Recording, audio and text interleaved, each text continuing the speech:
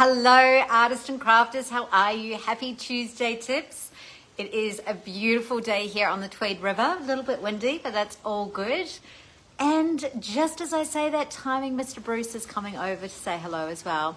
Hey, now today I want to cover Instagram with you. And before I jump into Instagram, I just want to, connect the two bases of Instagram and Facebook because they both have very different, purposes for how they operate. And while you can share both posts to Instagram and to Facebook, which I would highly recommend, they also really perform really differently. So I guess how much energy you put into each platform, it comes down to a couple of things. I think first and foremost, it comes down to the platform which you prefer, but it also comes down to the platform probably that you see the most results in. Now, interestingly enough, it doesn't matter how much effort and time we put into Instagram, Facebook outperforms Instagram so massively, you can't even put it on the same stratosphere to even compare them. Hi, Sarah. Hi, Stacey. Hi, Beck. Hi, Kerry. How are you? Hi, Anne. So they are really different performing platforms. But what I love about Instagram is it's really warming you up to embrace all those aspects that we've been talking about with imagery, about with videos, because it's such a visual playground as well. So it's a really great place for you to be able to represent yourself and represent your brand. Now, a few little things on Instagram that you just need to get set up first and foremost. Obviously, you need to get the basics of actually having that account, but making sure that your account is a business account as well. And what I would suggest is that you have your personal account and your business account separate rather than merging the two together. And the key reason for wanting to do that is that as you grow and work on your business, it's really important that people understand that when they come to your page, it is a business, if that makes sense, and it's not your personal page. Now, there's a few tricks and tips to work around Instagram as well to really make it work for you. First and foremost, don't post in the middle of the day. As much as it might be convenient to you, it is always much better to schedule your posts. And in my experience, I post a little bit on my business page a bit in the morning because I know that I have a following specifically who are there in the morning. But more often than not, you're going to get the best engagement with Instagram on in the evening. So if you've got a post that you're putting out, and how the algorithm works is it's obviously working based on the fact of when your followers are online, and it'll show them at a certain time. So if you post during the middle of the day, specifically on Instagram, what you'll find is that by the time it gets to the evening, your post is so far down the algorithm feed that it's so unlikely that it's going to be seen again by your following. And there's a few tips and tricks that you can do that, but I want to sort of stick to more of the basics here today with Instagram. And I know a lot of you are already doing amazing things on Instagram, so please feel free to jump in and add along the way as well. So the first thing that you want to do is work on your introduction about who you are in the Instagram post. And there's a few key things that you really want to make sure wording wise that appear in your, so it's up in the bio part, right? The first thing that you want to make sure that you have in that description is handmade. The second thing that you want to make sure is that you have Australia. And I also want to take it a step further and actually encourage you to put in there. So let's say if you're a ceramic artist, you might be a ceramic or handmade ceramic artist based in Melbourne, right? Because you're starting to pull in that local following as well. And the thing is that when people are buying Australian handmade, they actually not only want to connect to you as an artist, but they want to connect to your full story. So there's a few different areas, like the three different key areas that we've got on Instagram. Obviously, we've got the main grid. And I'm just going to show you this as we go along on the secondary phone so that for those of you that aren't across Instagram, that this makes sense. But obviously, so we've got here with Madeit. Sorry, you probably can't see with the glare there. But you've got the name, little bio intro up here. And then this part here, which is your main section that you go to, is your grid. And then you've got stories, which you click through on the profile to see the stories. And then you've got reels. Now with stories only last for a nanosecond. I am a big believer in saving your stories and putting them into folders. Like if you've taken the time to make stories, you want to make them last. And if you have made a video that you've put through in stories, because stories is a very easy place in which to create create footage because it's so quick, but make sure you download it. So what I mean by that is if you're pressing this bottom middle button here with the plus, let me do that, and it's going to give you the option of post, story or reel. So I'm going to go into story. and you can start doing all these settings. And I'm going to start adding as well. Hopefully we'll start working on some actual tutorials on key things that you can use within stories as well. My key tips there is keep it simple. Don't overcomplicate things. Not too many stickers, not too many captions over the top. When you've got great content, especially great video content, it actually requires very little outside of that.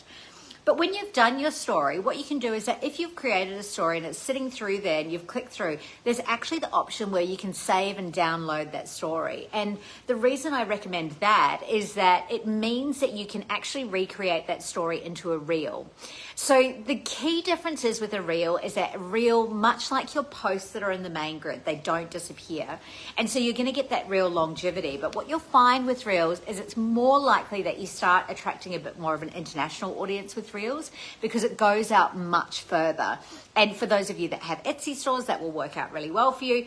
But also it's different how it operates. So the key guidelines that you really want to make sure is that with your grid, when you go to your Instagram page, it should scream your brand, right? And I'm not saying that has to be all products. If you've got lots of products, then literally you would jump onto your Instagram and I should be able to see at a glance just purely all of your products. You want to make it super easy for the customer to understand who you are and what you create. Now, the beauty of there, when you do that, you can then use stories to add in some of your personal stuff. And that might be inspiration that you get. It might be even, your cat or your dog or whatever happening in the background. But those are those quick stories that disappear, but they're an opportunity for the customer to actually connect with who you are. So again, don't do stories in the middle of the day. They're not going to get seen is really the basic rule of thumb there. You want to hold back and hold on to those stories and actually release them out at night. And you'll find that the engagement will go up much more quickly when you're sharing those at nighttime.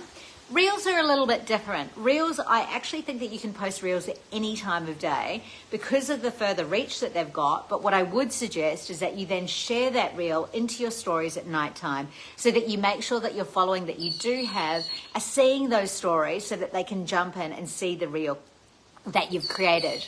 Now, as far as putting the reel on your grid, when you're creating reels, you'll have an option where you can just purely have it listed in your reels. And again, I'll just show you on this phone. And I will do much better tutorials on this, but you've got here the 3 here. This is your general grid. If I go over into this middle one, that switches over to see the reels and you'll see that it's a different format. So you want to make sure that on your grid that it's a bit more curated and it's really got a little bit more stylized as well. And that's where we can start kind of bringing in, what are the colors that you're using? Like if we take Andrea from Purple Fish as an example, she's using those dark backgrounds with that purple and then that highlights the silver as well that she uses. So it might be about bringing some of that in a little bit into the grid to break up all of the product. And here would be a couple of things that I could suggest with that, right? So you know that for us, Sue does the quotes and she'll color coordinate the quotes to kind of go with the theme that's happening. Now, Sue's in there all the time. You don't have to be posting at that same volume. Like it's different, right?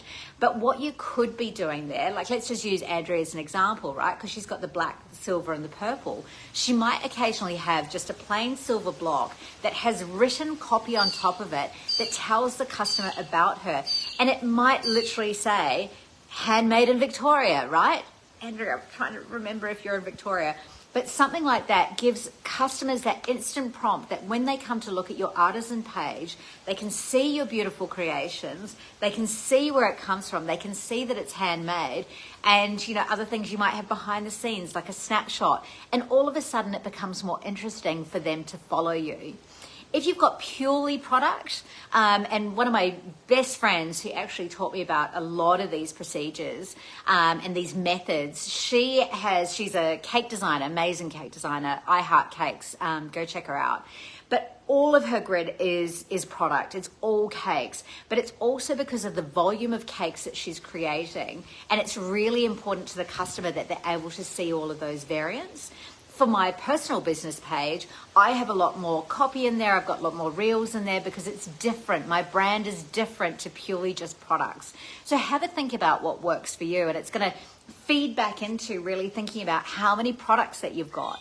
if you've got under 10 products, your whole grid's not going to be filled up with products. It's going to be filled up with the stories around the product that make sense. So it might mean that you're alternating the way that you post, and you start creating that schedule and that rhythm that works for you as well.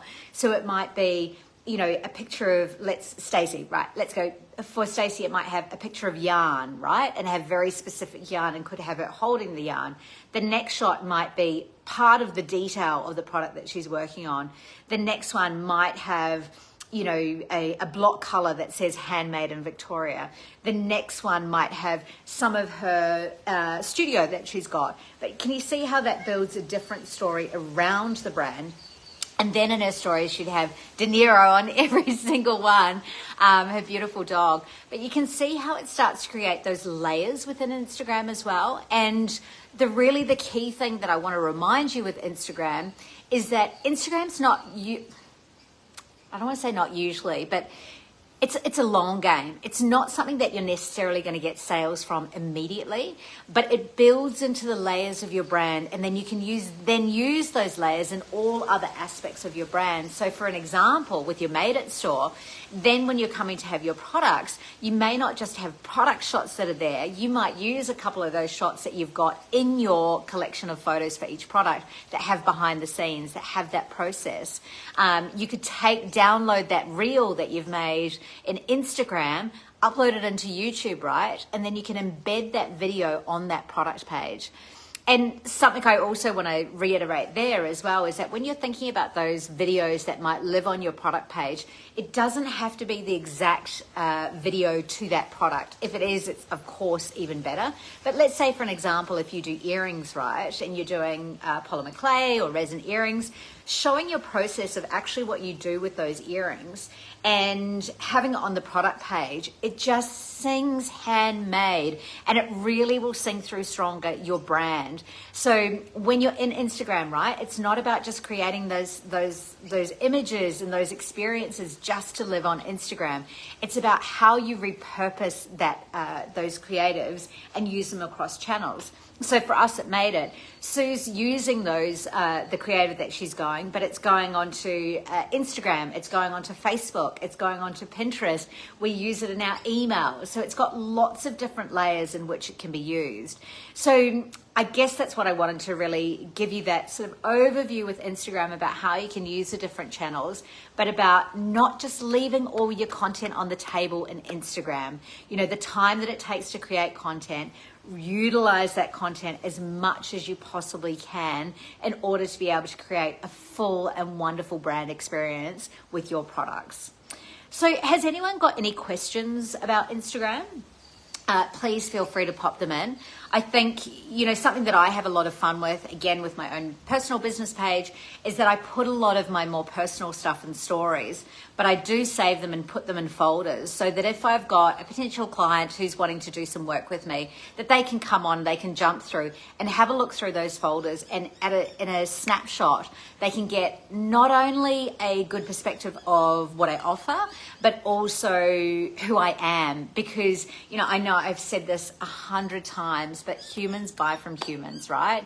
We want that human experience. So actually you being able to share more of your personality in your socials will help feed into the brand. You just want to work out where it lives. What are your thoughts on auto posting from Insta to Facebook? Look, I tend to do it quite a lot, and the reason I do it is that I've actually found that I have a very different audience on Insta compared to Facebook.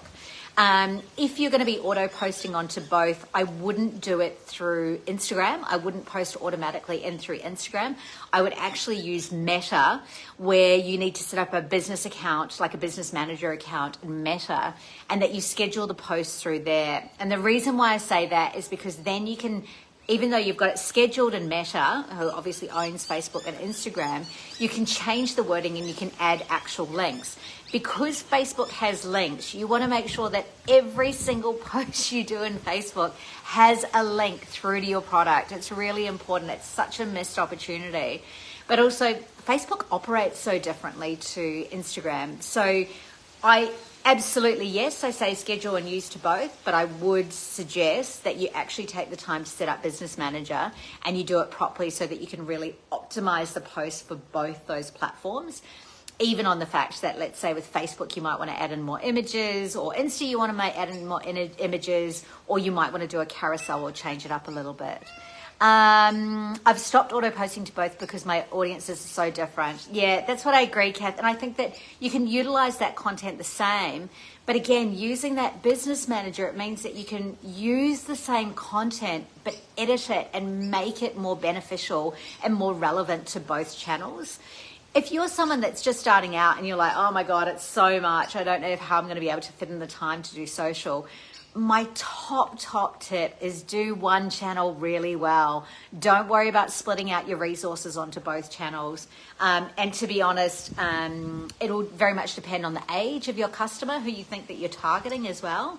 Instagram tends to be a little bit younger, but also as well, because even if you've got that shop button, the click-through rate from Instagram into your website is actually much lower than you probably think as well.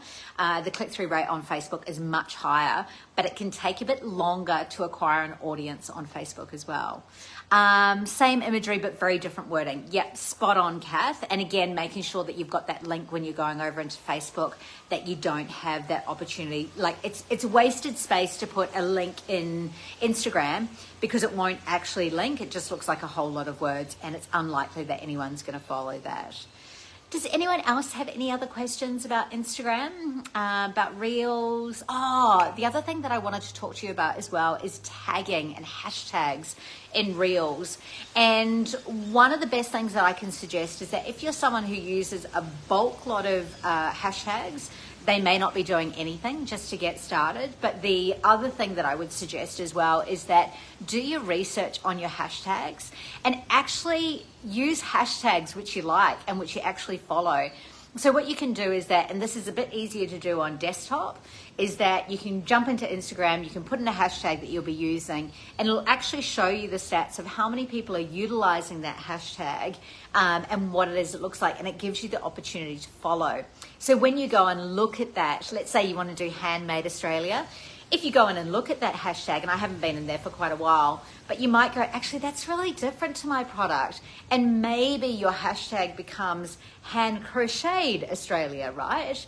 And that might also be something that you genuinely want to start following, because I think that, you know, our audiences are real people as well. So really give them the respect that they probably do their homework.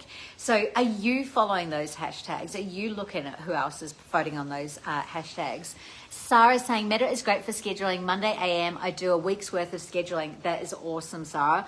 And I must admit, I have completely dropped off with my very tight routine that I have had previously to the migration with Madeit. But it's a really good technique to get into and to really bulk do those situations, and then use your stories to have fun. That's where you can add in that subtle nuances.